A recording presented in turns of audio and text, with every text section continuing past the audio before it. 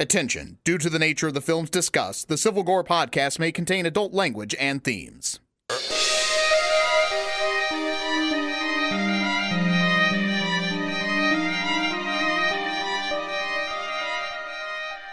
Hey there, everybody. Welcome to a mini-sode episode of the Civil Gore podcast. I'm your host, Tim. And this is your host, Brian. So this is episode, have we decided if we're going to put this as an episode 101 or it's just going to be one of those mini-sodes that we don't number? This one's going to be a half episode, so I usually label our mini-sodes as like 100.5. Right, okay. So this will be episode 100.5.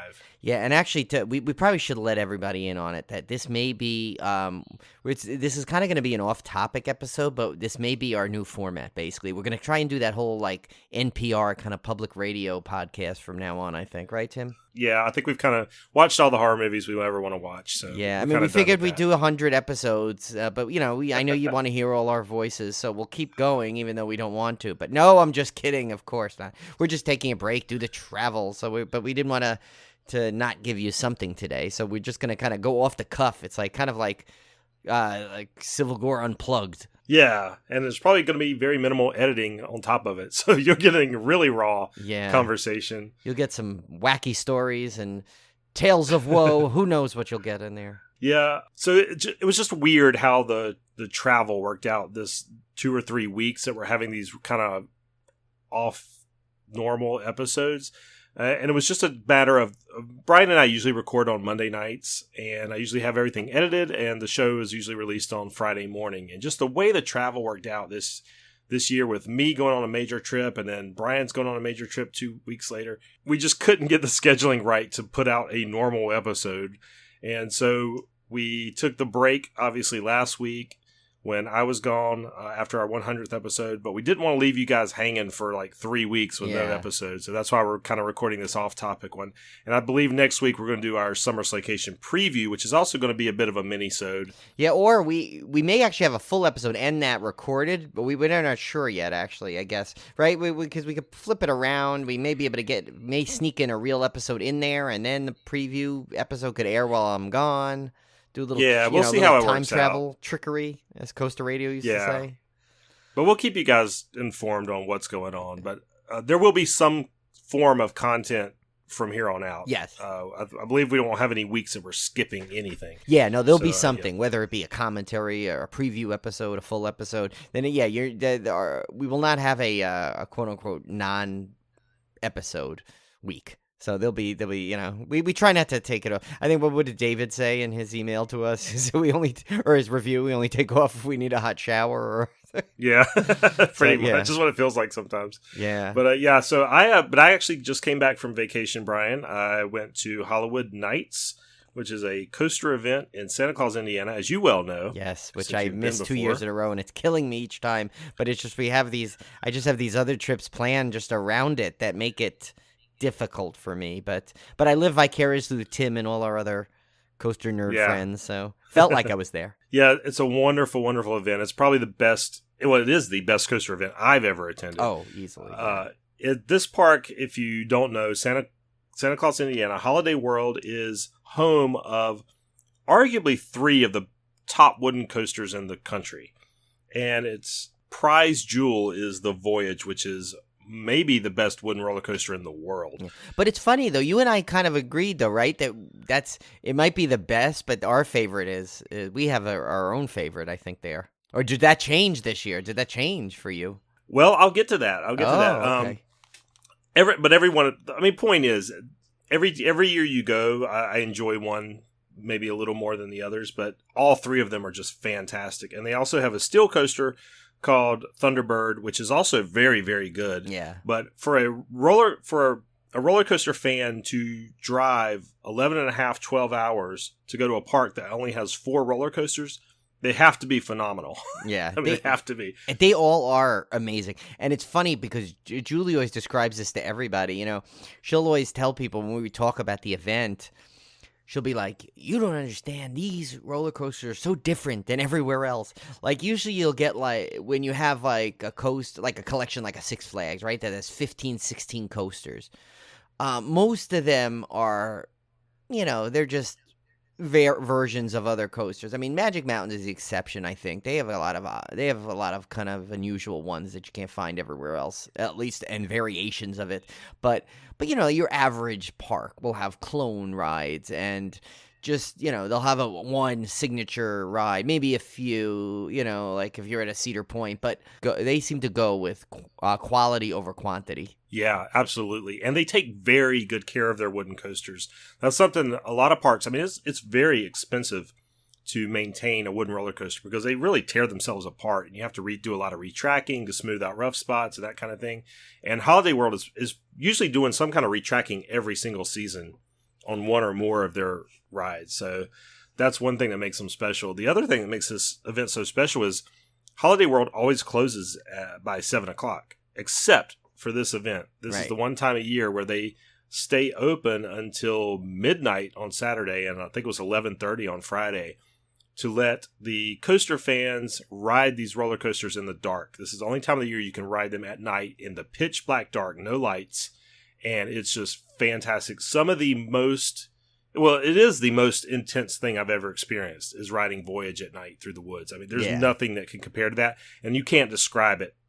Certainly not on a podcast. You can't describe it to somebody in conversation. Yeah. It's one of those things you would have to experience to understand the forces and just feel of what it feels like to be going through the woods at 60 plus miles per hour on one of the craziest rides you've ever been on. I'll tell you, I will say the only thing that I know that comes close to it that's not at Holiday World, because obviously, the other coasters, they are, they when they go at night too, a couple of them are in the woods too. Like, you got Raven and their Lake Turn and Legend goes through all the tunnels, so you don't know which way you're going on that one at any given time. But, they say the Beast at night is great, but I think the closest thing is like, and I think Beardman said it too, it's like Boulder Dash, which is my actually all-time favorite coaster over there, is kind of has that thing where, you literally just go, because the whole first half is in the woods. So a night ride on Boulder Dash towards the end, literally you hardly see where you're going.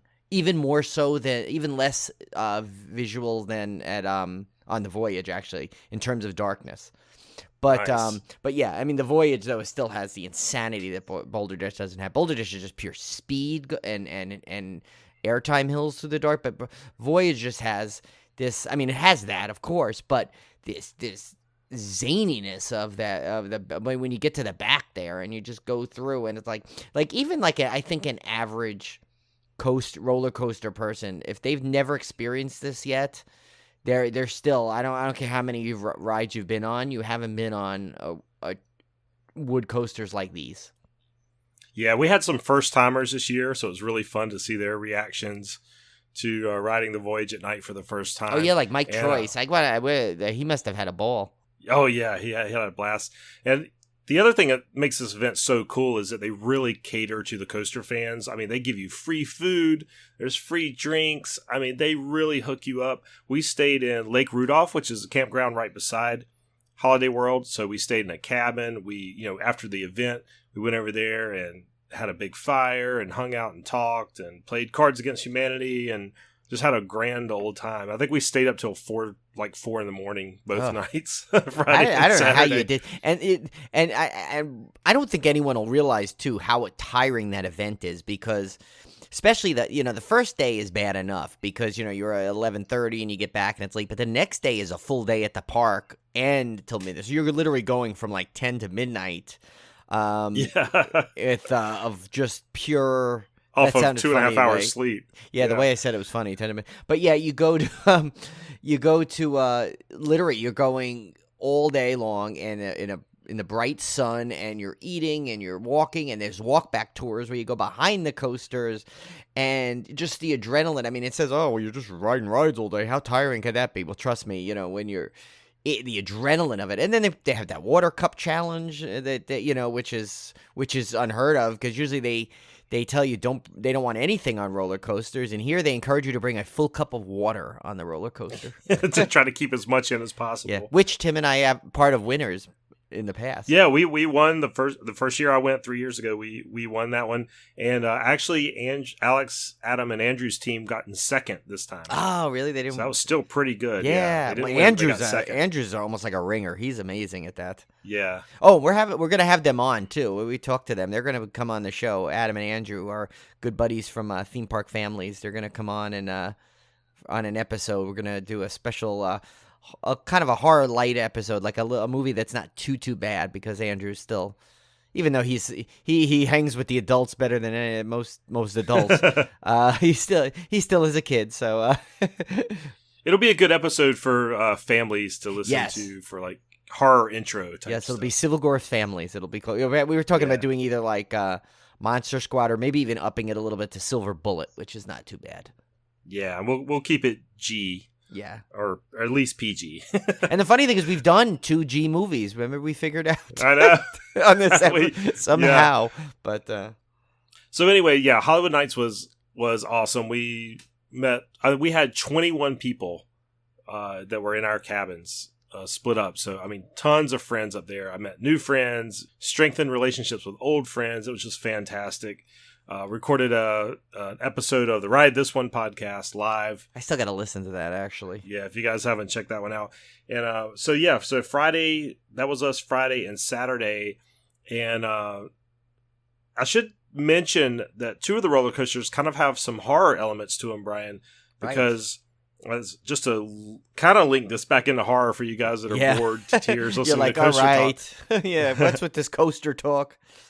Raven is considered the quote-unquote baby coaster, but it's not a baby coaster in terms of the intensity. It's a very extreme wooden roller coaster. Just by length of time, I think, of your ride time. That's it. That's where it's small. Yeah.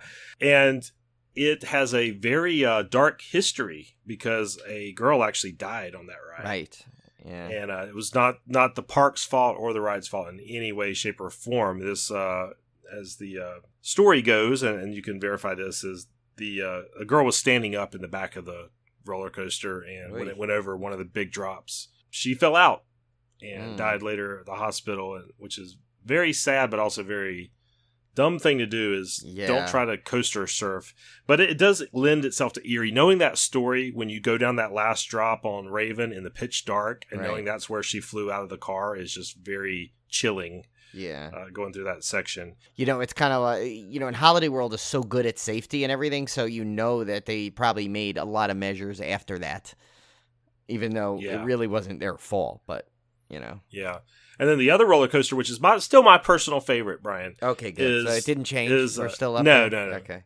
It's the Legend. And the reason I love this one is not just because of the ride, which is fantastic, but because of the theme. Right. And the theme of the Legend is the Sleepy Hollow and the Headless Horseman.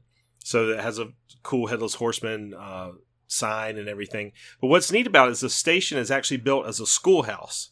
It even has a blackboard in there. And when you depart from the station, there's a school bell that the ride out will ring, and they say something about the Headless Horseman is after you. The ride is kind of meant to simulate you're being chased by the Headless Horseman. Yeah. So you're kind of going all through the woods and going crazy. You even have the covered bridges. The covered tunnels look like covered bridges at some point when you go through. Right, yeah. You're racing through covered bridges, and when you're going up the lift hill, the ride op will do this clippity-clop on the mic and says, "Don't look back." Yeah.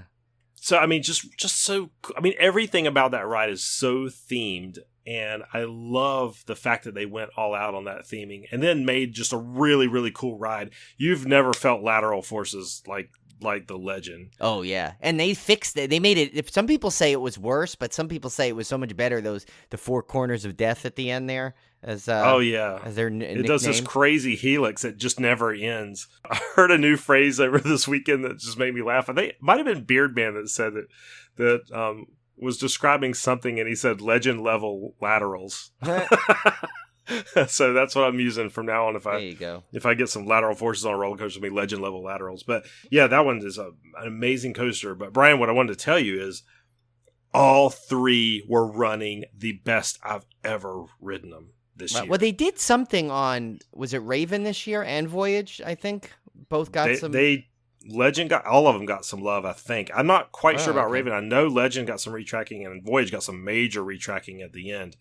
And I think everybody I talked to agreed that Voyage was probably the standout this year because they did so much retrack work on it. But I remember being a little disappointed in Legend last year, and it was running fantastic. I mean, it was running fast. I could noticeably faster. There's a section on one. There's one section that goes up a hill, and I used to do the old Matt from Yorkshire row thing, trying to get it up the hill kind of thing, where you pretend like you're rowing. I used to have to do that every time. This year, I couldn't even do it. It was going so fast, it just flew up that bank. Oh, nice. And Raven was running fantastic. Kevin loved Raven this year. He was riding the hell out of that thing. And everybody agreed that every single coaster was running the best they've ever ridden it. So I was extremely pleased. Weather was fantastic. I still remember that first ride we took on Legend. Was it Legend or Raven? I'm getting confused. I just remember that it was one of those two because we rode those. The first time we ever rode it was in the dark. Both those roller coasters the first year, and you and Kevin were up a few cars from Julie and I, and like Kevin just turned around and like put his hands up and like mouthed like what the F like to me, and I remember like that was he was Voyage. so shocked. It was Voyage? That was Voyage. That was Voyage. But so that was Friday and Saturday, and then Sunday we got up to go to Kentucky Kingdom to ride Kentucky Flyer, which is their new family coaster. Now, here's the funny thing, Brian. So the time to get to the ERT, which is exclusive ride time for those who are not coaster heads, Coaster Crew had an event where you get unlimited ride time on this coaster before the park opens to the public. But you had to be there by 8:45 in the morning. Now, the park is an hour away, and you lose an hour crossing the time zone. Yeah, that's the problem. And we had stayed up till 4:30 the night before. So for us to get there on time, we would have to literally leave at 5:45. I mean, to get anywhere close, get up at 5:45 and leave by 6:30 to get there. And I was like, there's no way in hell I'm going to make that. So we decided to just go in late. We weren't going to worry about the ERT. Yeah. So we drag up in Kentucky Kingdom about noonish, and we went and rode it. No line. Walked right on the thing. There was no line for it? No line. No line at all. That's the new coaster. Brand new. We rode it, and I mean, every single one of us get off, and we were like, yeah, it's a family coaster, but and there's nothing wrong with that. I've rode like in Vadar or whatever that thing is. Great. That's a fantastic family coaster, even though it's made for smaller or younger kids. It's still a fantastic ride. This one I was completely unimpressed with. It's okay, but it's nothing to write home about. It's very forgettable. So let me ask you, what did Beardman and like Dan, the t-shirt guy, say? Because I know they've ridden the other ones that are similar, like Wooden Warrior, which is always in a lot of people's top coasters, and I've ridden that one, and that one is actually really fun for a really tiny little coaster. I never heard what Beardman said about it, but Dan was completely unimpressed with it. Oh, I remember. That's right. The Meh Heard Around the World. The Meh Heard Around the World. Yeah. And I thought it was the same clone as that, but I guess you can clone something, but I guess Ariel had said that it was Wacky Taxi was better at Sesame Place, which again is a very similar coaster. So I guess maybe they really maybe they slowed it down or something, or I don't know. I just didn't find it very fun at all. I rode it in the front and the back, and I mean very front and then towards the back, and I didn't really see much point in riding it more than twice, honestly. Well, we did give Storm Chaser another try, though. Storm Chaser is an RMC, so it's kind of hybrid wood and steel. I was not very impressed with it last year when I rode it, and this year Kevin and I set up very front row, and I really liked it this year. Oh, so it was better in the front on that? Yeah, I think that's a front row ride for me, and I really enjoyed it a lot more this year for whatever reason. Maybe I think my expectations were too high last year. Yeah.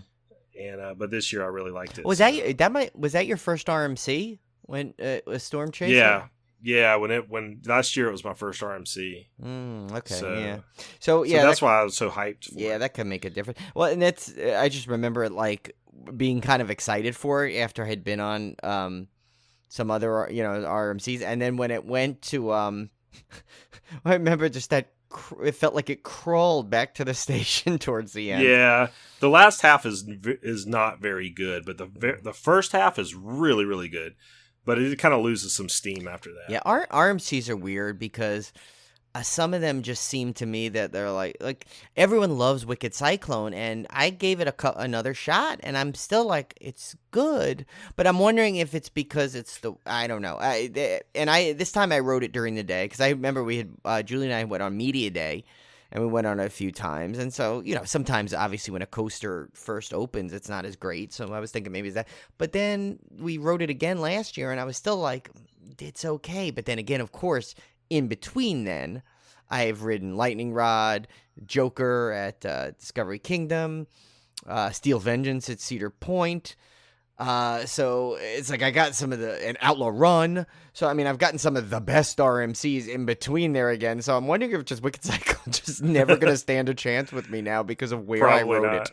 it. Yeah. Before and sandwiched after all those other great ones. So I don't know. So finally we we split the trip up there and back, which was very nice. We paced ourselves wonderfully this trip. I felt so good after this trip compared to the last couple of times I've been.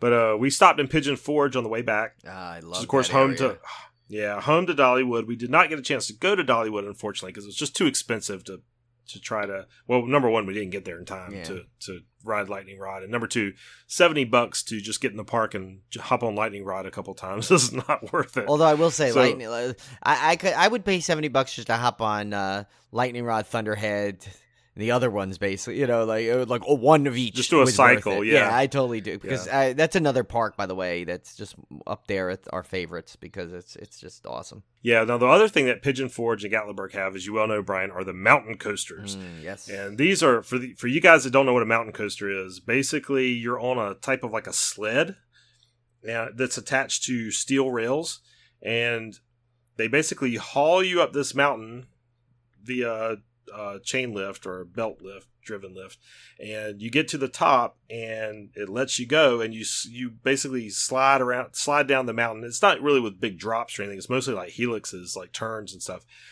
And you're going down the mountain on this sled thing, and you have brakes. So if you want to, you can slow yourself down. Of course, I don't do that. Yeah. We don't use the brakes. Me and Kevin don't use the brakes. So we just go all the way full tilt and let gravity do its worst. And let me tell you, Brian, so we went to the Smoky Mountain Alpine Coaster, which is, in my personal opinion, is the best in the area.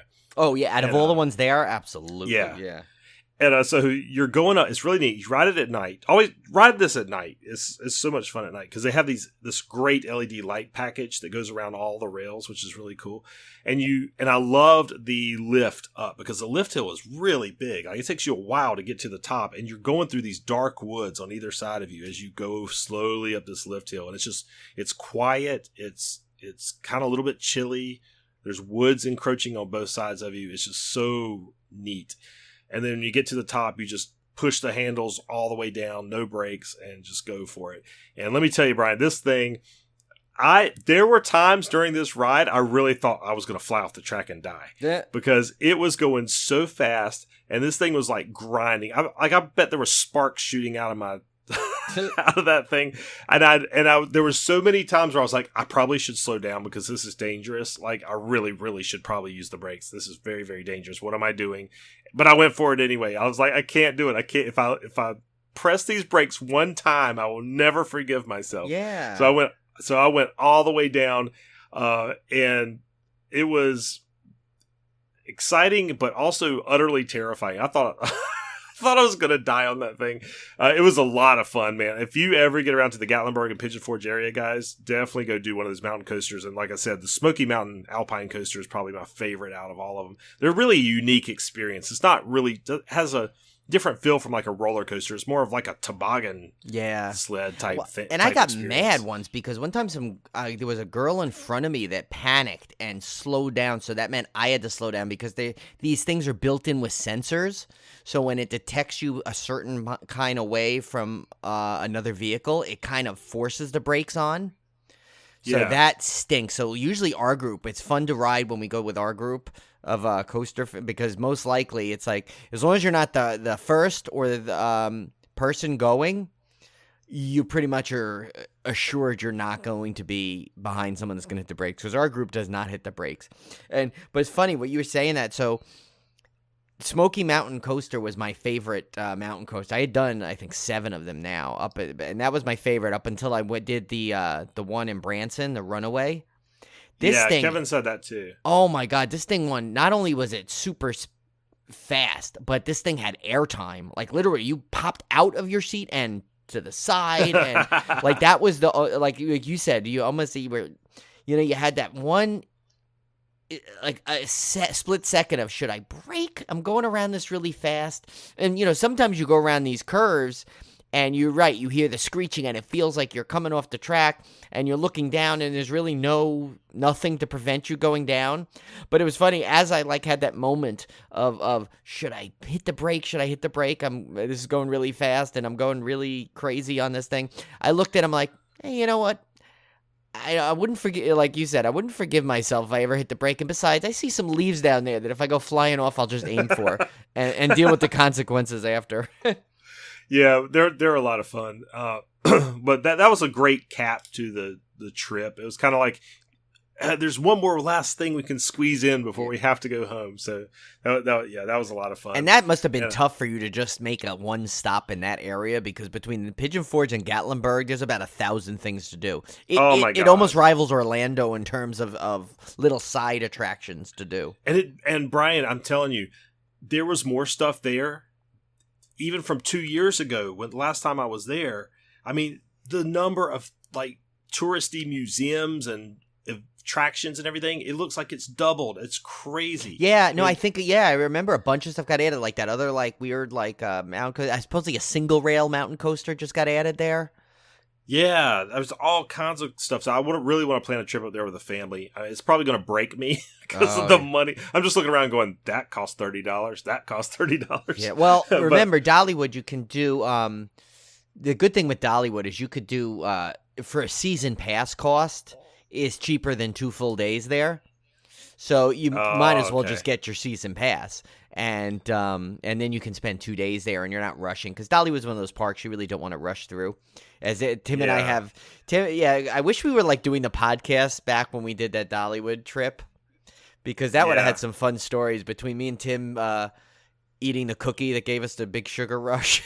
Which we split, and just all that the adventures before, and Mysterious Mansion, that would have been perfect for the podcast. Oh yeah, we could have interviewed those guys. So we need to go back there. Maybe we'll do a trip down there. When you go down there, maybe Julie and I'll just invite ourselves on your trip to meet you there. Well, yeah, Brian. I was talking to Brian Cosson. He goes quite a bit, and he gave me a very good tip. He said if we decide to go to the Dollywood Christmas event, which is amazing, by the way. Yeah, which is in he said go the first or second week of November. Not only can you time it to coincide with the Ace Coaster event that they hold there, he said if you go early enough in November, all the rides are open, and you can buy a season pass at that time, and that gets you in not only for that trip, but it also is good for the entire following year. Right.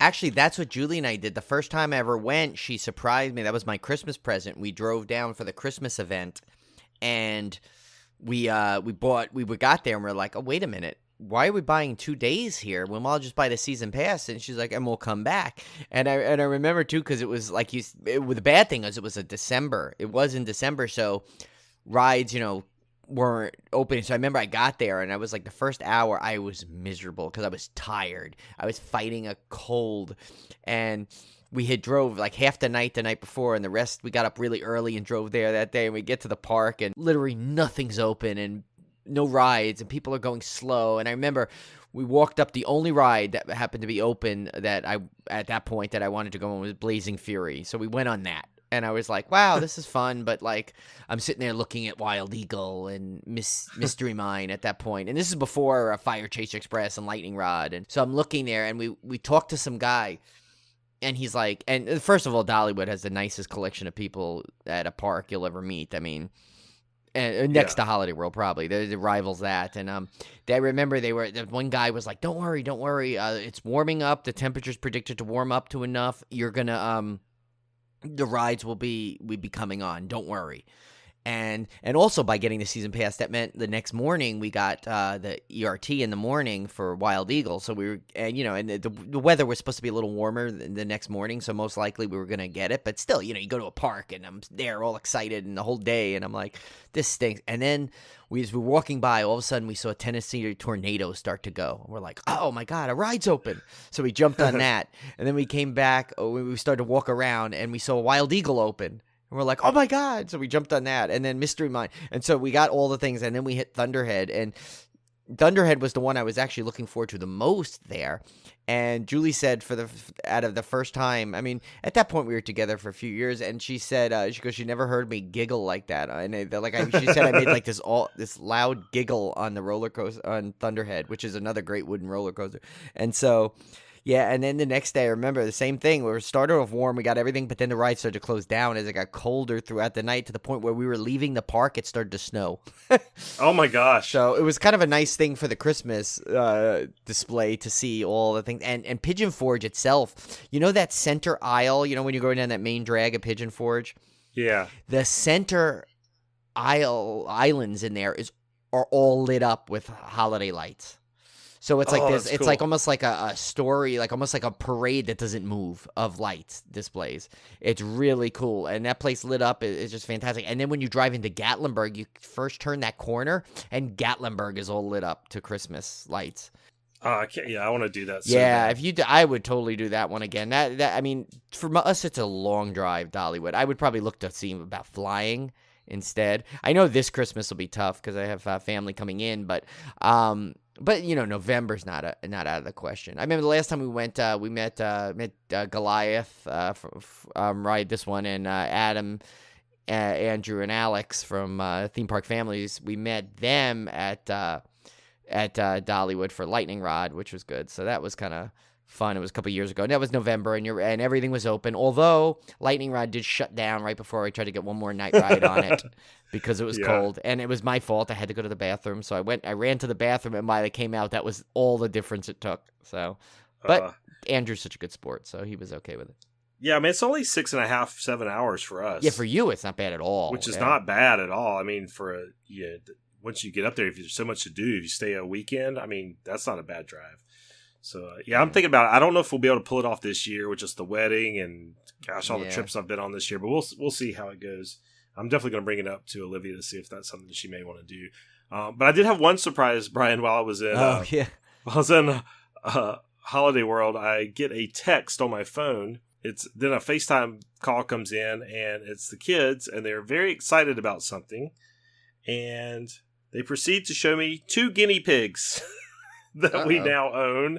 So we now are a guinea pig family. That was kind of a spontaneous thing. We had fostered a guinea pig for spring break. It's the school guinea pig named Walnut, and we took him over spring break so he didn't have to stay at the school by himself, and the kids fell in love with him. So I had an inkling that a guinea pig may be on the radar. Yeah, but they went ahead and got one while I was out of town, probably because they thought I would say no. But they are super cute. One is Buttons and one is Coconut. And they're babies. They're 2 months old, so they're kind of tiny. They look more like squirrels than guinea pigs right now. And but they're really cool. I knew nothing about guinea pigs before we fostered Walnut, and I've kind of grown to really like them. They're very clean. That you don't have to give them baths or anything. They stay very clean. You have to clean their cages out pretty regularly. I mean, obviously, any kind of rodent like that, you have to do that with. Yeah. But they're very sociable animals. They don't fight each other. As long as you put two of the same sex in there, and these 2 are brothers from the same litter, they won't fight. Like gerbils will try to kill each other. Hamsters. Oh, that I was going to say, because I heard a horrible story about one gerbil that ate the other gerbil's head off. Yeah, I used to have gerbils too, and they used to fight themselves bloody sometimes. Yeah, what the heck? But guinea pigs, no. Guinea pigs love each other. They're very docile. They're prey animals, so they're scared of everything. So they're very gentle natured, and they're great, and they love human interaction. Once the babies right now are a little scared, but once they get older and they get used to you, they like Walnut loved somebody to hold him and pet him. He loved it, and he would like even chirp for you to come over to his cage and pick him up. So. How is the Emma and Maui doing though about it? Emma stalks them every day because she thinks Uh-oh. they're mice. Oh boy. And she wants to eat them. Maui Yeah. could care less because Maui was never outside cat, so he So he doesn't just, care. Yeah, he probably doesn't know. He's like, whatever. Emma used to live on the streets, and she's a street cat. And, Right. and she's like, this was like a good meal. So Mm. we're having to keep them separated. Emma right wasn't now. the one that Joshua let in that time when we were staying over there, was it? No, Remember there was no. one he said he almost let in or something? No, Emma. We got Emma from the pet store, but Oh, she okay. was she had had a litter of kittens and was 2 years old. They picked her up basically off the street. She was a stray, and so she was an older cat, so nobody adopted her. I mean, not old. She was only 2, but we adopted her, and I will tell you that is one of the sweetest cats I've ever known in my life. Just loves people. Has never even come close to biting or scratching any of us, and she is just a very gentle, sweet cat. So yeah, I got pretty much a freaking house full of animals right now. I've got a cockatiel, 2 guinea pigs, and 2 cats. I don't think I knew about the cockatiel. Yeah, Molly. You know Molly. Oh, I Molly was did. here That's when you right. did. That's right. Okay. Yeah. Oh my God. I Long forgot. story, but Molly's a boy. That's That's a long right. story. Now I remember the whole story. So Yeah, but Brian, you've got an upcoming trip. What you got planned for your travels? well, yeah. So it's I'll go quickly over what my weekend was considered.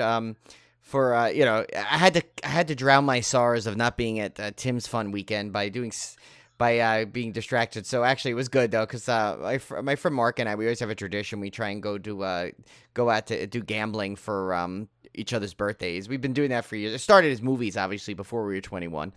It was our big thing. Now it becomes gambling things. So we decided to go to AC just for the day, and we had a good time. And by the way, Tim, I will say nobody wins at those Goonie slots because Mark tried about $20 worth, and first of all, we had no idea what we were even looking for. He managed to hit something that got him a special kind of side game, but still, it was like his $20 went just about as fast as our $1 we did on that. But actually, I came back okay. We lost our sports parlay. We did our game 1. We lost, but we did pretty good at blackjack and craps. There was one funny little moment I will have to say because we were playing blackjack and. So there was this older woman that was sitting next to us at the original table. We moved tables because we were not doing well at that table. So we moved to another one, and this one dealer guy was really actually pretty awesome. Like it almost like I don't want to go this far, but I was almost gonna say like he almost made it fun to lose when you lost a hand, but it did. But that's not really the best way to do it. But he was just like really pleasant, and when you have a good dealer at a casino, especially like a blackjack, which is very like towards the dealer centric, it was it's good to have someone that like, and he would like tell us, he goes, oh no, don't hit if we were about to make a mistake. Like it was like one of those guys and really cool. So anyway, but then so it was just me and Mark and the dealer at the table for a while, and then this old lady that we had like I guess some semi talked to at the other table showed up and sat down with a friend of hers, and we were winning like over and over again, and the dealer was having fun and he was joking. We were all joking around, and one guy comes in and he kind of stands over between. So it was like Mark was to my left, I was there, and there was a space, and then this lady. But she was kind of making the space not so available, basically, even though he could have came in. So the guy just kind of comes over and bets over her. So she kind of looks at him. She goes, "What do you want me?" She goes, "Hold on." And she moved, and the guy goes, "Well, I didn't tell you to move." So, like, already there's this weird friction, and this guy puts one bet down, and we all lose. And then he's standing there watching. We all lose again. And this guy literally, like, I was like, what to Mark? I said, I think this guy's like a cooler or something. He's like a psychic vampire. He was. And he came by. And so then he finally left, and we're like, oh, thank God. So then we started winning again. And it's funny, the lady goes, I'm not going to let anybody sit here anymore. So she literally put a fake, like, one of those chips, like a holder chips there. Yeah. But she put it to the right side. So anyway, so this another lady comes in and now gets in between again. And she goes, hi, I'm going to play here. And she actually started off really nice by saying, like, she goes, oh, do you want me to wait? And, like, the dealers, Mark and I are like, no, whatever, it doesn't matter. I mean, she just looked like she was going to play. She didn't have that sinister quality of the guy that came behind us. So she sits down, but this other lady gives me the stare of like, oh my God, why'd you let her in? But So anyway, the table again cools down. Oh my And gosh. this lady was actually not playing well. And I know, yes, blackjack, that's all luck, but you can make decisions. And she must have stole my card about 3 times and caused me to lose. So the other lady was kind of getting annoyed with her. It was kind of funny, and they were like muttering about each other. And it was so funny. Mark and I like look at each other, and he's like, "Oh, this is gonna get funny."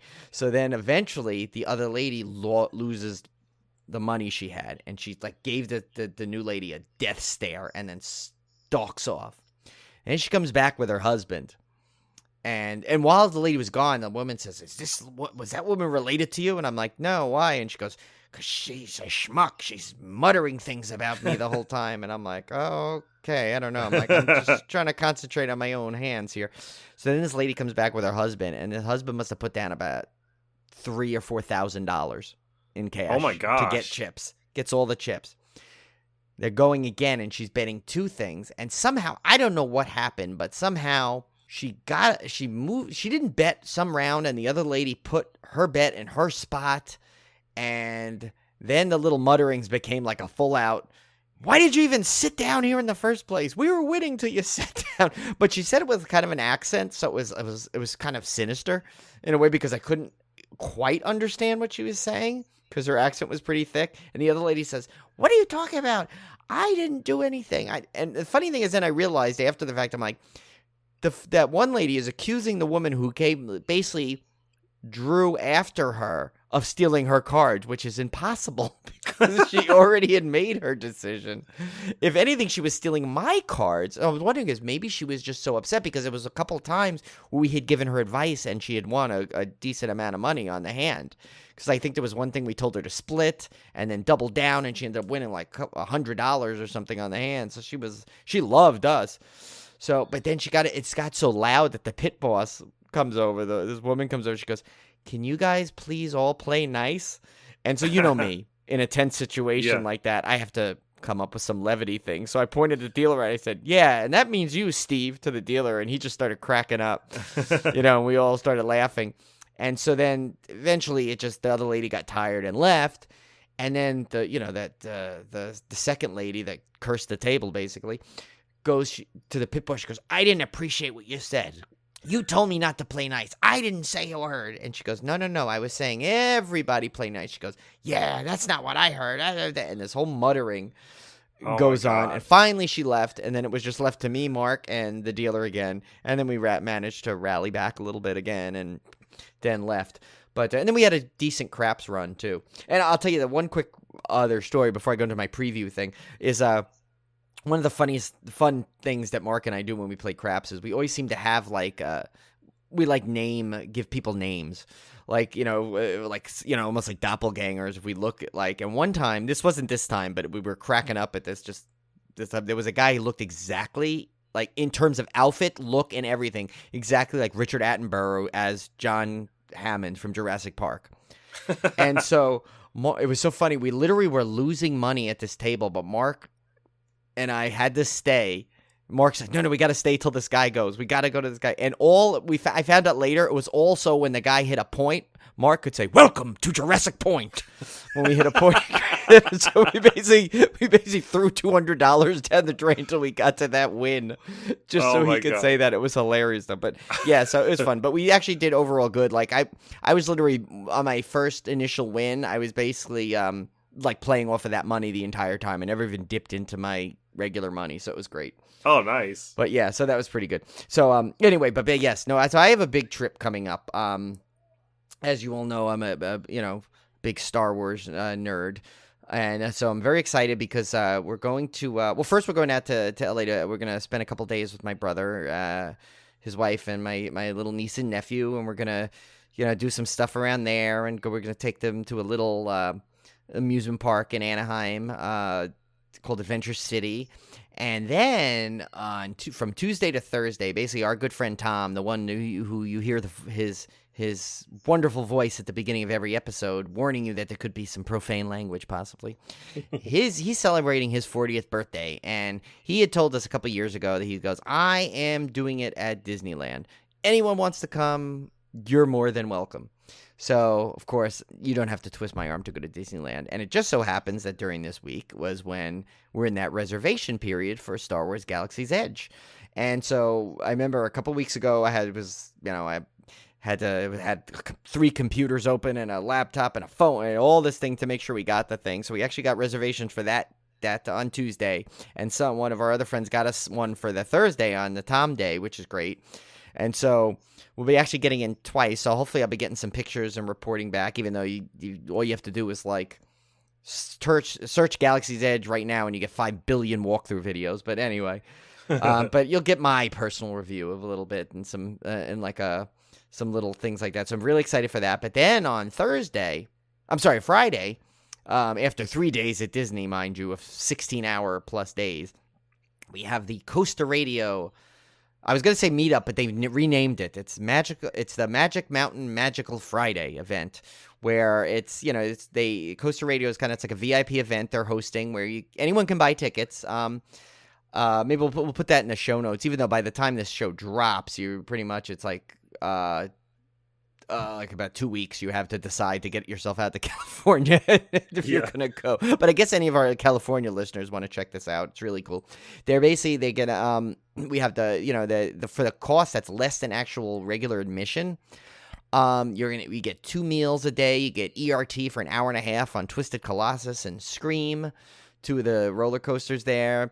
And of course, they're going to do a live podcast recording. And the Coaster Radio just always does amazing events, as Tim can attest. He's been to a bunch. And there'll be always some kind of surprises along with the live podcast reporting. They usually have some sort of a game and a contest. And I think there's also a walk back through behind the scenes of Twisted Colossus that day, which is cool. It's a really fun roller coaster. So it's just going to be a really fun day. And then, of course, we're going to hit Knott's Berry Farm on Saturday to finish off the week. So it's like literally it's 6 days for me of parks in a row. If you, my gosh. Counting I Adventure was City. so disappointed I couldn't go to all that this year, but there's just no way after the Universal trip. And no, it's and I just couldn't go to Disneyland without the kids, and adding the kids and everybody would have just been prohibitively expensive. So it is just for Julie and I, just to give you guys a taste, for Julie and I to get the 3-day pass at Disney and with the Max Pass feature, which is an essential thing, which I'm not going to go into now. Just let's say it's $15 a day extra, but it's totally worth it. And because we're not a theme park or a Disney podcast, I'm not going to go into the intricacies of it. Just let's say that it was $800. However, I got lucky because I had close like $250 something of American Express points that I just had sitting there that I did not realize I could just cash in for statement credit. So basically my tickets ended up coming to $555, which is still a lot for 3 days, but for Disney it's actually really good for a park hopper pass. So just imagine that. So Tim would need, for Tim, that would be $1,600 just for a 3-day passes to get. Yeah, then you think about airline tickets to get out there is going to be about $1,400 for all 4 of us. So now you're looking at, I'm spending $3,000 before we even. That's not even before we get. Yeah, that's before we eat. That's before we go to a hotel. Yeah, that's before any of the other part. I mean, it was going to be that'd be like a $6,000 trip. Easy. Yeah, I mean it's crazy the price, and that's just for that event. And if you throw in the Magic Mountain one and everything, it's just crazy. And I mean now Tim's got not only does he have him, Olivia, 2 kids to feed, but apparently he's got like a Petland discounts in his house. Exactly. Those creatures need to eat too. So, well, let's get to a little bit of horror news for you guys that have been bored to tears listening. Yes, to our off-topic I'm so ramblings. sorry. But real quick, horror related. We are planning to try and go to the I Like Scary Movies exhibit, which is around the corner from my brother's good. house. Yeah, so we're trying to do that. fantastic. So that's in the works right now. So that'll be a plan. It's the last weekend of it. So I will. So there is some horror related things on this trip. Yeah, the one horror related thing I had this week was I did watch the Swamp Thing pilot. Oh, I gotta watch that. Yeah, so as you guys know, the Swamp Thing TV series came out on DC Universe. They're not releasing the entire series in one block. They're actually releasing them weekly. So I've only seen the pilot. Oh, like a real TV show. Like an actual TV show. Imagine. You guys know that this was filmed in my hometown. This is the one that Adrienne Barbeau was in. and really was really looking forward to this one. And I have to say, the pilot I really enjoyed. Now, I don't have enough information yet to know how good the show's going to be just based off the pilot itself. But I will say, for you horror fans, I think you're really going to like it because it does have some very strong horror elements to it. They definitely went darker with this version of the Swamp Thing. And so I think you guys will be really, really impressed. There were some super cool effects in this, kind of reminiscent of The Thing, and that I think you guys will like. And so if you get a chance to subscribe to DC Universe to check out Swamp Thing, you may want to wait till all of them are out. I don't know. If you like comics, DC Universe is great. They've added a bunch of DC comics. I'm a DC fan. So they've added a bunch of comics. They have another great series, Doom Patrol, which is on there. And tons of the great DC animated movies that came out, like Batman Beyond and all those. So it's definitely worth it for me. It's a worthwhile service. Yeah, you got to limit your password so I can watch this one. Yeah. So that one's really great. And then I've also been watching, not really horror related, but kind of real life horror. I've been watching Chernobyl on HBO. Oh, I got to watch that. Yeah. Which is, I think it's a 5 or 6 episode mini series, which is a very factual look at the Chernobyl disaster and the people involved and the ramifications involved. And let me tell you, that's some real life scary stuff right there. I'm 3 episodes in and it's horrifying. So yeah, that's my 2 little horror tidbits for the day. We'll have, like I said, when we come up with our regular episode, we'll get back to our regular format of my 40 Years of Terror and Brian's Twilight Zone. Yeah, because I've been lagging on that too. I did watch something though horror related. I watched that The Perfection. I want to see that. Which is my brother had actually told me. He's like, "Oh, you got to watch this." And I had it, and I don't know if I'm not going to go into any details other than that I really liked it. A lot of people say, "Oh, I threw up," or all this nonsense, these weird things, which I can't imagine. Like, I mean, there is some gross stuff in there, but I mean, I don't know. Maybe you and I are desensitized to it with all the horror movies we watch, but to me, it was gross. It was funny that I guess I can't. I don't want to go into what this. It's kind of funny. What freaked me out the most on it was just because of a. Well, I guess this is not a spoiler. It's just one part where one of the girls, her stomach's really bothering her. She has to go to the bathroom, and she's on a bus, and that's like one of my biggest fears of having to go to the bathroom and not having a place to go. So I'm like, if anything freaked me out, it was that sequence. Which probably everyone was like, that freaked you out, and with all the other stuff. But yeah, it's really a good watch. A lot of gore, a lot of great, good performances. Alison Williams, she's becoming like this, like almost like a sneaky scream queen kind of, even though she's not like she wasn't exactly a popular one in Get Out, but so it's like, but she's got some good horror cred going there. So so check that out, Tim. That one's good. And another thing I wanted to mention was that Shudder added some good stuff. It's funny, they added The Exorcist just got added. They must have been listening to Civil Gore and realized, oh my God, now that they've covered it, now everyone's going to want to watch it. Let's show it. Some good Stephen King movie, but they added Ghost Story from 1981. Remember that movie? Yeah, John Houseman. Yeah, they added that there, so I'm definitely gonna rewatch that because I haven't seen that in ages. They also added one that's been super high on my list to watch because Kevin loves this movie, Phantom of the Paradise. Yes, which Cone requested we do that movie, by the way. Which I said, you know what, that might be a pretty good chance of that. Yeah, there's a good chance we might do that one. I don't know if we're good. Are we going to fit that in before? Are we going to have an episode? Yeah, we might have an episode before Summer Slaycation. Yeah, maybe we'll just call it now. We'll try and watch it over the weekend and give a good episode on Monday. Yeah, let's do it. So Phantom of the Paradise next week, guys. We'll do that. Yeah, I want to actually. Maybe we'll see if we can sneak Cone on even. See if he'll come on and give his little 2 cents. Oh, and I did talk to Mark over there. He's ready to go when we want to do American Werewolf in London too. So. Awesome. Okay, great. So and also that movie Effects is on Shudder too. I don't know if you remember that. Oh, I loved it years ago. Yeah. Oh, yeah, I love that movie. So there's some classic 80s stuff on Shudder, and then I think Babor comes out tomorrow or Friday. I got so much stuff to watch. There's now it's like a ton of stuff, which is good because I am going to be on the planes. Yeah. And but although it depends with the Wi-Fi is usually spotty. And the one thing I wish Shudder did do was able to download to your device like Netflix does. I think they'll get there at some point. Cool. I think they'll get there Yeah. because they're getting way too popular. And with the Last Drive-In being renewed and, like that, that's got, who, and if there's a worth the the cost of the streaming service alone, just the Last Drive-In stuff. We killed it the last time. Our last when they did Blood Harvest and Prom Night 2. Oh yeah, that was one of our most successful nights in retweets. That was a fun one to watch, and I was literally watching that on my iPad because I was at my parents' house that night. We went to visit, and so I'm sitting there with the iPad and my phone, like literally like hovered in a corner, making sure I got to watch that. And we did really we had a lot of funny tweets on that one.